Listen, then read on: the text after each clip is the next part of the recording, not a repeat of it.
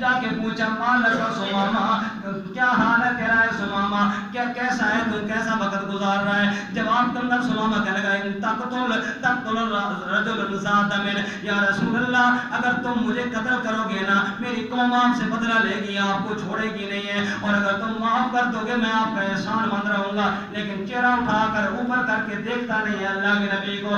آپ چپ کر کے چلے گئے. دوسرے دن آپ نے آئے, پھر آ کر پوچھا کیا حال ہے تیرا, پھر اس نے وہی جواب دیا, پھر اوپر چہرہ اٹھا کر دیکھا کوئی نہیں ہے, آپ پھر واپس چلے گئے. تیسرے دن جب آئے پھر آپ نے کہا, پھر اس نے وہی جواب دیا, آپ نے چھوڑ دو سماما کو.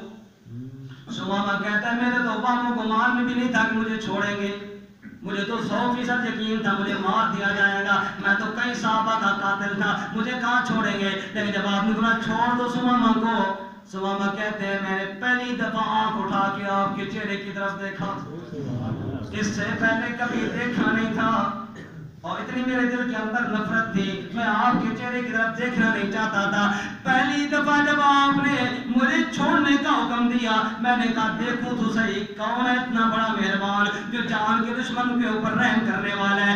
میں نے اوپر دیکھا. سماما کہتے ہیں اللہ کی قسم لوگوں آپ نے نہ مجھے قرآن کی آیتیں سنائی, نہ مجھے کوئی لمبی چوڑی تبلیغ کی, نہ مجھے کچھ اور کہا. میں نے اوپر آنکھ اٹھائی, آپ کا مسکراتا چہرہ میں نے دیکھا, میرے دل نے گواہی دی سماما یہ چہرہ کسی جھوٹے کا چہرہ نہیں ہو سکتا.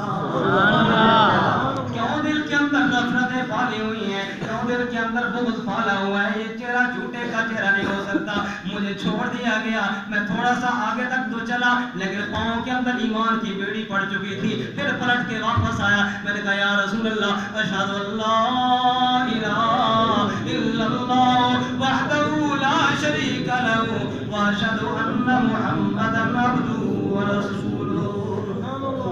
یہ رب کی توحید کی دلیل بن کے آیا محمد مصطفیٰ صلی اللہ علیہ وسلم, جس نے آپ کے چہرے کی زیارت کی ہے. وہ اگر ضدی نہیں تھا تو ایمان کے بغیر نہیں رہ سکا.